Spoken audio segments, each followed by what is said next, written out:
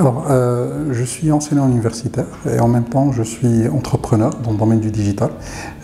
J'ai passé une vingtaine d'années, plus de 20 ans d'expérience dans le domaine du digital, en particulier avec les entreprises marocaines, mais également avec des institutions à l'international où je fais un peu de consulting, donc avec la Banque mondiale, avec la BERD, avec l'Union européenne, avec le FAO, sur des sujets en lien avec le digital et également la partie économique. Par ailleurs, je suis business angel et donc j'investis dans des startups dans le domaine toujours du digital. À l'heure du séisme, j'étais à Agadir, justement dans le cadre d'un investissement sur une startup. Donc j'ai bien senti le séisme, clairement. Et je devais rentrer le samedi d'Agadir. Et puis dans mon chemin de retour, j'ai décidé de sortir à Chichaoua et donc je suis allé sur l'ensemble des douars, des zones rurales qui ont été touchées par le séisme. Donc j'étais à Mjat, à Moulay Ibrahim, à Asni, à Ouirgan, dans quelques douars un peu éloignés, donc Imedel ou Imgdal, et j'ai vu tout ce que le séisme comment il a frappé et comment il a impacté la vie des gens. Et en même temps, c'était un peu également pour voir comment je peux aider. C'était vraiment le matin qui a suivi le séisme.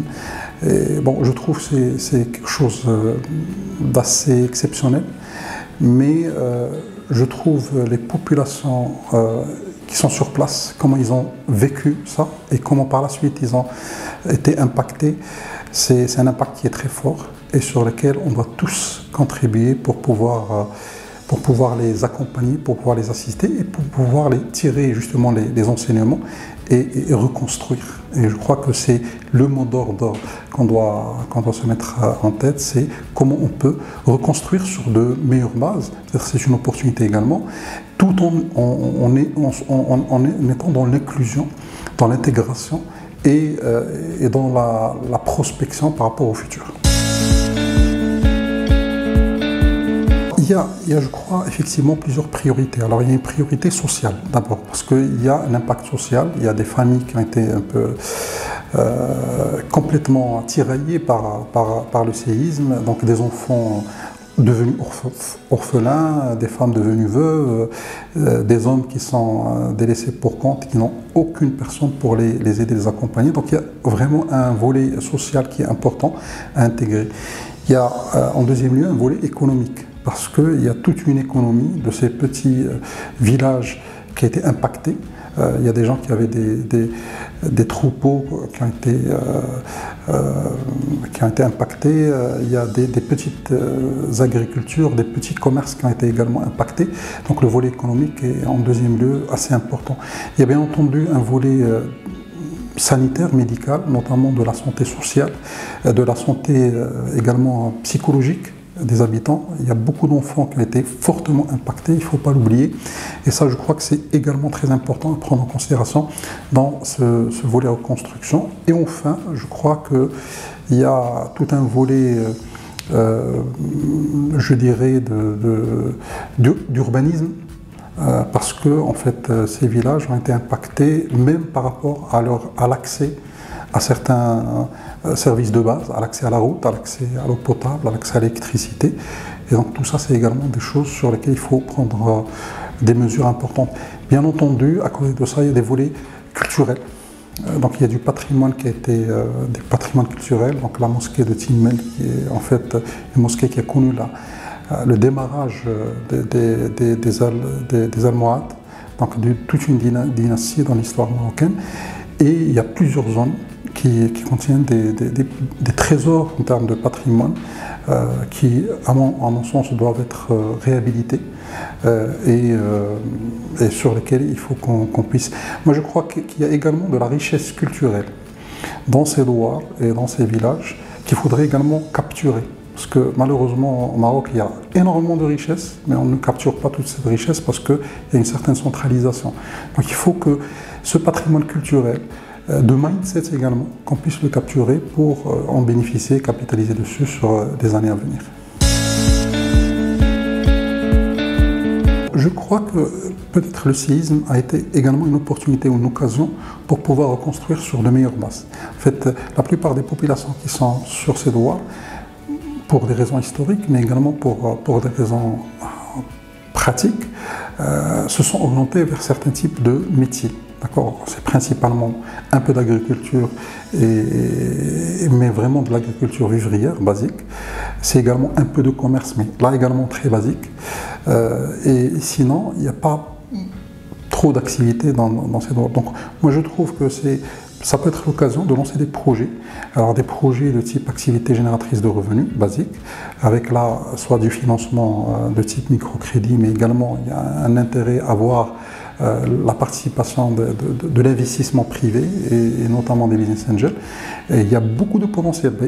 Entre parenthèses, moi avant même le séisme, j'ai été dans des douars à plusieurs reprises pour des projets de puits, donc d'accès à l'eau potable, des choses comme ça. Ce que j'ai constaté, c'est qu'il y a beaucoup d'intelligence malheureusement perdue, parce que dans la plupart des cas, on voit les enfants quitter l'école à partir de la fin du primaire. Parce que pour aller dans un collège, c'est un peu plus compliqué, ça demande de l'investissement. Et là, pour moi, c'est également de l'investissement. Certes, ce n'est pas de l'investissement au sens pécunier, mais c'est de l'investissement dans l'avenir. Il faut qu'on investisse. Et là, je fais un appel par rapport aux investisseurs, mais également aux fondations. Parce qu'il y a des enfants, si on arrive à les récupérer pour qu'ils puissent continuer leurs études, il y a de vraies pépites. Il y a des gens avec une intelligence extraordinaire, malheureusement, qui se retrouvent souvent à travailler sur des petits métiers, notamment dans des fermes, en tant qu'ouvrier, à faire des choses basiques. Donc il y a ça. Après, comme j'ai dit, les investissements sur des activités génératrices de revenus. Mais pour moi, là où il y a un vrai potentiel, c'est l'investissement dans cette reconstruction. Et dans la reconstruction, je crois qu'il y a un potentiel pour faire des villages, des douars modernes.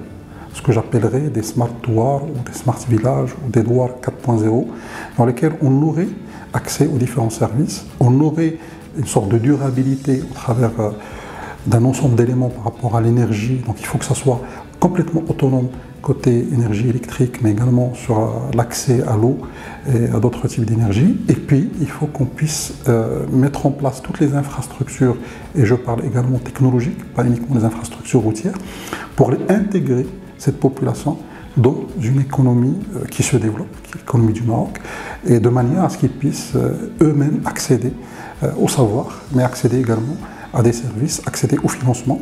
Et je crois que ça serait peut-être l'occasion également de faire ramener tous les services, alors je parle des services sociaux, mode santé en télémédecine, mode enseignement en téléenseignement, également de l'inclusion financière, parce que c'est un besoin important si on veut développer l'économie de ces droits. Et je crois qu'on a un potentiel pour faire des choses très très intéressantes au Maroc. Je crois qu'on peut devenir un modèle dans ce sens. Il faut juste que les actions publiques, privées et également société civile puissent se coordonner pour construire un modèle de douar de l'avenir, tout en préservant les aspects culturels qui font notre force, les aspects de mindset qui font notre force et notre patrimoine, notre identité nationale. Alors j'ai vu, entre parenthèses, une photo qui a été générée par l'intelligence artificielle sur comment un douar, en fait la reconstruction pourrait être faite. Je trouve que ça c'est également une lueur d'espoir. Alors quand on est dans des périodes difficiles, des périodes complexes, des périodes qui ne sont pas stables, c'est peut-être l'occasion de redéfinir, de réfléchir à nouveau sur comment on voit ces populations, comment on voit ces douars et comment on voit ces régions. Et comme j'ai dit, le potentiel est là, il y a un potentiel touristique, il y a un potentiel humain assez important, il y a un potentiel en termes de richesse, en termes de ressources. Si on l'exploite correctement, si on intègre ça dans une logique de développement global, comme j'ai dit, intégrant les différentes parties prenantes, intégrant les différents services publics, je crois qu'on pourrait sortir avec quelque chose d'assez intéressant.